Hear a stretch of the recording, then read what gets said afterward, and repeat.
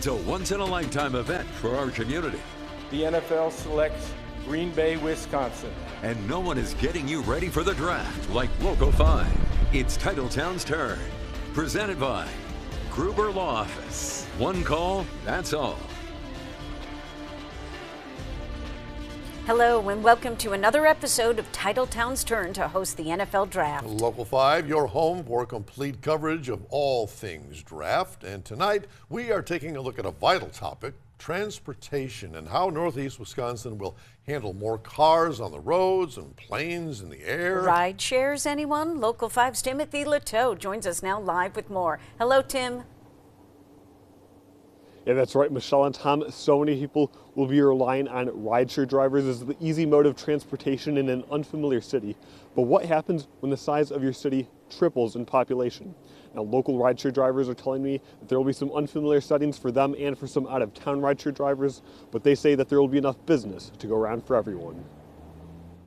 What's nice about it is it can be a couple hours a week or 30, 40 hours a week. Packer season is always kind of fun. Flexible hours, fun with fans, money to be made. A rideshare driver in Titletown seems to have everything they need, and it's why Larry Pontratz has been doing it for 8 years. But the NFL draft will certainly bring new challenges. I hope they have more than one pickup zone, because if you figure a Packer game's 80,000 and 250,000 people for the draft, that's 3 times the people. As the crowd sizes multiply, though, Larry is excited to think about the business that will, too. It should be good.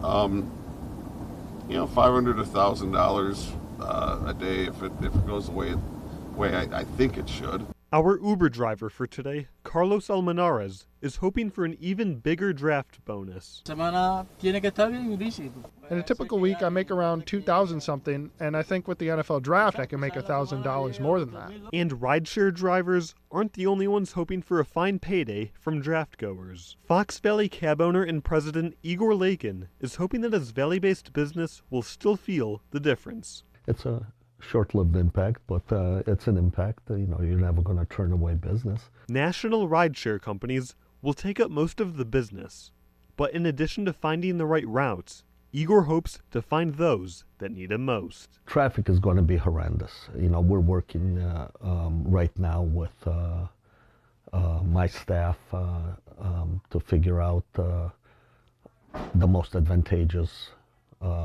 routes. Similar to game days, Igor anticipates the back roads being a part of the routes. It'd be foolish to use 41. Okay, so our drivers have to know, back roads and have to know how to get in and out and bypass all the major traffic. He isn't sure what streets will be closed, and instead is looking where he can fulfill a need. Plans are just now starting, and we're trying to feel out where is the market and what niche do we need to fill. And Larry's parting advice for a seamless Uber experience during the draft: once you set up pickup, stay in the spot, and we'll find you if you can enable your location. That always helps. For the Lambeau and the draft, sometimes if you can get a little bit away from the stadium, it's a little easier to pick people up. Now I am off to Lambeau Field in an Uber to see just how long that ride will take towards the tail end of rush hour. We'll keep you posted throughout the Uber ride, so I'll see you later, Tom and Michelle. All right, we shall find out. Thank you, Tim. So, college football's best of the best will be in Titletown, along with all the top NFL team personnel, and they will be traveling in style. Limo companies are already seeing a spike in demand, in part from doing business directly with the NFL, and the high demand has also allowed companies to, yes, increase their rates. They'll be raised a little bit, and we'll have minimums that are a little higher than usual. Yeah, a little higher, right. Experts say no matter what company you hire for your transport, though, check, make sure they're properly licensed, insured, and inspected. Traffic patterns will change for the city, and some road closures will happen weeks before the actual event. We'll explain after the break.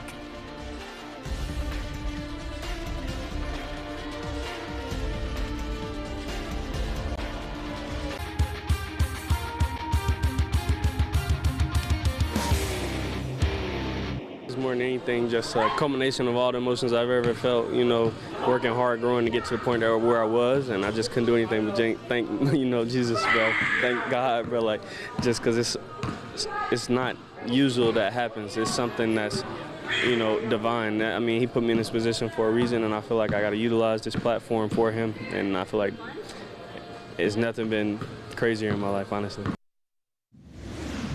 All right, tonight we are going to see how long it takes to travel by rideshare from here, our television station on East Mason, over to Lambeau Field. Let's check in with Timothy Leteau, who's on his way to Lambeau Field right now. Tim? Yeah, that's right, Michelle and Tom. We just left the station. Now we're headed over on East Mason Street, over the Mason Street Bridge now. Traffic's moving along. I know this is the tail end of rush hour, not too busy right now, not super crowded. You could only imagine what that's going to be like during the week of the draft when there will be cars packed all over the place. I'm sure every street will be filled with cars bumper to bumper. We know that officials are working on traffic plans still. We know that there's a lot of street closures still to come. Now, full disclosure, we set up this Uber ride last week with our driver Carlos here. And you saw him in our package earlier, in our story that aired earlier, and we timed that ride, and that took only about 10 minutes. We expect today to be a scooch longer, just because this is in rush hour traffic. Now, we are facing the tail end of rush hour traffic here. We know, obviously, it will be far more packed later on when it is closer to the draft, and those out-of-town visitors are coming in even as early as the weekend before the draft. Some visitors will make the whole week-long trip. Road conditions out here are pretty nice right now. As far as weather, we had a little bit of some precipitation earlier, nothing too much, and thankfully smooth sailing so far. We'll be sure to keep checking in with you later. Patience, though, will be critical for both the drivers and the riders. Back to you, Tom and Michelle. Yeah, thank you, Tim. Not going to be that simple on draft day, that's for sure. I know, nice interior on that Uber ride, though, nice huh? Yeah. Tonight, okay. We got some emerging details about traffic impacts when it is Titletown's turn to host the draft. Samantha Petters lays out weeks of road closures you might have to navigate. We are looking at traffic patterns. Obviously, we're going to have a lot of road closures in the area, so we're going to be a little limited. It's not going to look like a normal game day. The streets surrounding Lambeau Field will be closed in advance of the draft to allow for construction of the draft stage. I'm told that Oneida Street will be the first to be closed in late March. We've got a couple of longer-term closures that I know are out there. Oneida Street is probably the biggest one. Oneida Street will be closed roughly 6 to 7 weeks, starting toward the end of March. And that's basically to build up the draft stage. That's a very large structure. It's going to take weeks to assemble and then about a week after to disassemble. According to the Village of Ashwaubenon, the sections of roadway that will be closed at least at some point during the draft include Oneida Street, Armed Forces Drive, Lombardi Avenue, Ridge Road, Holmgren Way, Mike McCarthy Way, and Brett Favre Tony Canadeo Run. Parts of Lombardi will be closed longer term, not quite as long as Oneida Street. Ridge Road will also be impacted probably a week or so prior to the event. Details have not been finalized regarding a plan for parking, shuttles, rideshare, and taxi drivers. The parking is going to be an issue. We're working on satellite lots and possible shuttle buses coming in and out. More plans are expected to be finalized after the Super Bowl and an NFL site visit to Titletown in March. The one guarantee, patience needs to be the #1 draft pick. Be patient, and if you're not going to the event or not going to participate, obviously I would try to find alternate routes around the area. Samantha Petters, Local 5 News. And officials say the NFL One Pass app will provide constant traffic updates. How about renting out your car? A local car rental company is looking for cars 3 years old or newer. Compelling Cars will help prep the vehicle and arrange for the rental. The owner gets 70%. I'm an entrepreneur. I like to help other people, and honestly, if I can help other people, make a little bit of money along the way for the draft, everybody's trying to get their piece of the action, so to speak, so I'm happy to facilitate that. Told the most popular rentals are minivans and SUVs. Well, it's a long-standing tradition of parking in some stranger's front yard on game day in Titletown. With road closures, many were wondering, is that still possible? Visit Green Bay. Officials are here with the answer right after the break.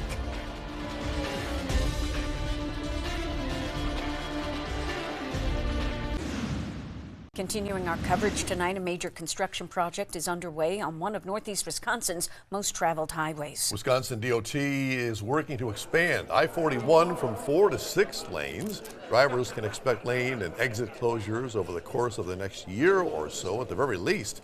However, project leaders say those closures will not be in place during the draft. There will be no lane closures allowed either day or night.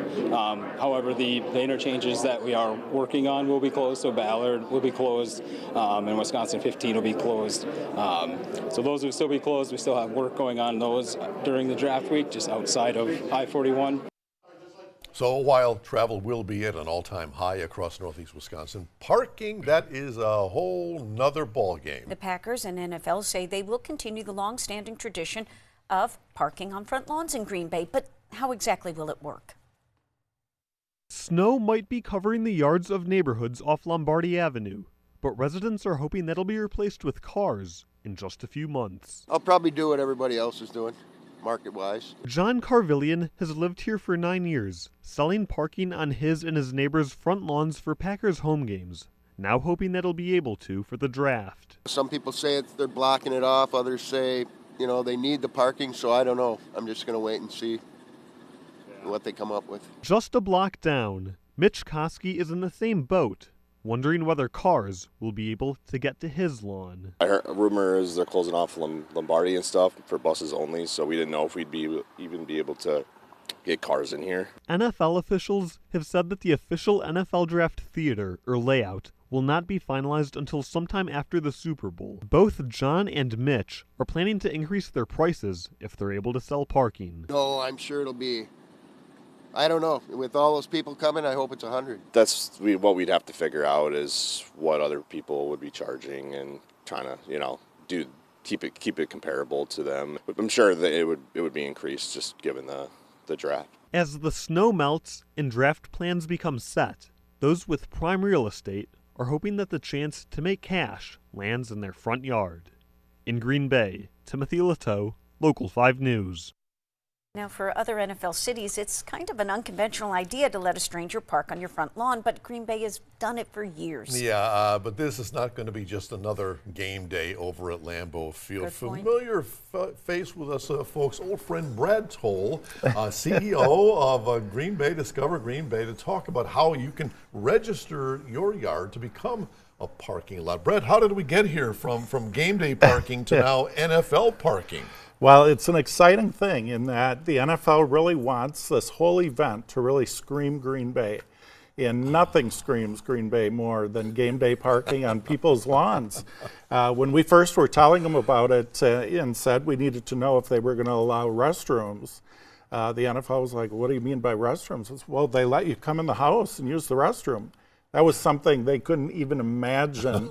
It's like, well, welcome to Green Bay. We're friendly. We're glad to have people come into our community, and it's all a part of parking on lawns. So we're going to make it happen. Even on Lombardy Avenue. Lombardy in locations, yeah, where we can get in. But, I mean, both sides of Lombardy you can get to from other ways. Mm-hmm. So that's why we're asking now for homeowners that are interested in doing this to register on our website so we know where they are. We know how many places. We have over 4,000 spots already identified. So we'll be able to watch then on draft days where places are filling. We can direct through that One Pass app that you talked about, direct them to open areas. Try the northeast quadrant, try this quadrant. There's more parking over in that area. So we'll keep track of that as it goes along and we'll try and fill those spots. They're excited because, you know, most of their stadiums are in downtown, so they're in parking ramps. Or out in a suburb where there's huge parking lots. We're the only stadium in the middle of a residential area. So this is something they're not really accustomed to, and they're very excited about having to be a part of the draft. Any restrictions? I mean, can businesses rent out their lots? Sure. Yeah, we've got actually a number of businesses that have registered on the site, so we know we've got 50 spots there. We're counting every day to see where we're at, and we're hoping to have 6,000 to 7,000 spots. You must register online, though. That's the only option. We'd really like that because we'll be promoting that. Then 2 people that are coming in, the One Pass app will promote the idea that you can park in these locations. In that way, we'll be able to kind of keep track as well of how we're doing and where there's open spaces. So if people have questions about the whole process, what do they do? Where do they go? Get a hold of Discover Green Bay. We'll be glad to answer questions. And if they go on the website version 2 now is out. Tons of additional information that came out. And we'll use this until the One Pass app is ready to go with the NFL. We're working with them right now to populate that. So it should be coming soon. Now that the Super Bowl will be finishing this weekend, a lot of things will start to come out in the coming weeks. Yeah, and people shouldn't think just because it's a tight frame for planning that it's last minute. This is just the schedule they're able to work at. I've been in this business a long time. We were kind of joking about that before. I have never seen an event this detailed with their planning.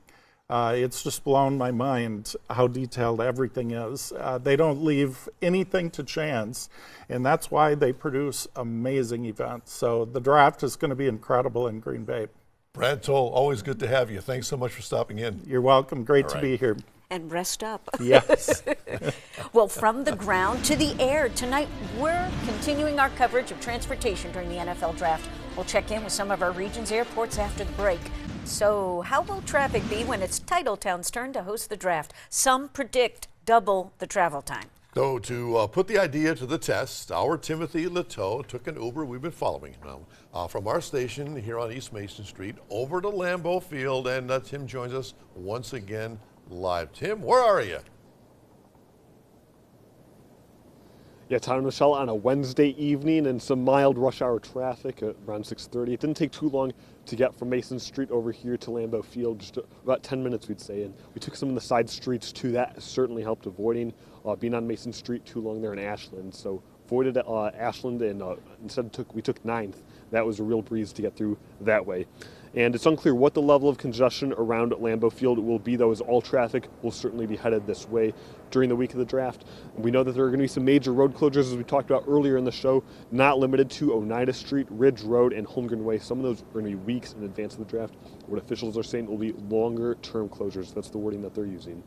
And the NFL certainly right now is focusing on the Super Bowl in New Orleans coming up on Sunday, the big game with the Eagles and the Chiefs. But after that, then they said that they're going to turn their attention to the draft and to Titletown. We expect to certainly learn more throughout the months of February and March as we approach the end of April. Also, there is an Ashwaubenon Village board meeting coming up on March 6th, and we expect to learn more details then. Again, Ashwaubenon Public Safety, we learned a lot of information from them earlier this week regarding traffic concerns and the street closures in the area. So we'll expect to learn a lot more in the coming weeks, Tom. Michelle, back to you. All right, Tim, glad you got there safe and on time.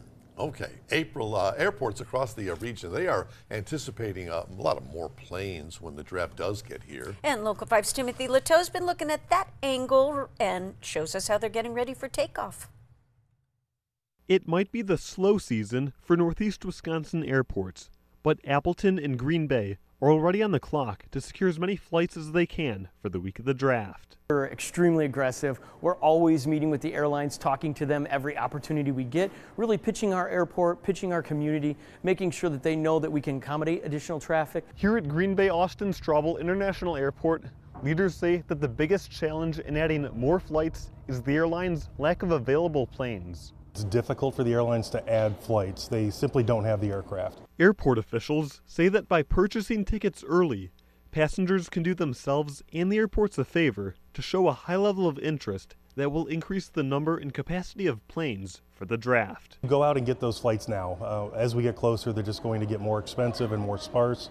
And the more seats that people book now, the more availability that will come. And both airports are expanding on the ground with ongoing construction of their terminals. We're going to see close to 70 flights coming in and out of Appleton Airport on the peak days. So it's just really the need for additional space. Down south at Sheboygan County Memorial International Airport, officials aren't feeling as prepared for the draft. Everyone around in our area at least is in the same boat. They're not sure what to expect. Over in Oshkosh at Whitman Regional Airport, those camping also figure to add to draft traffic. We are anticipating some additional traffic here in Oshkosh.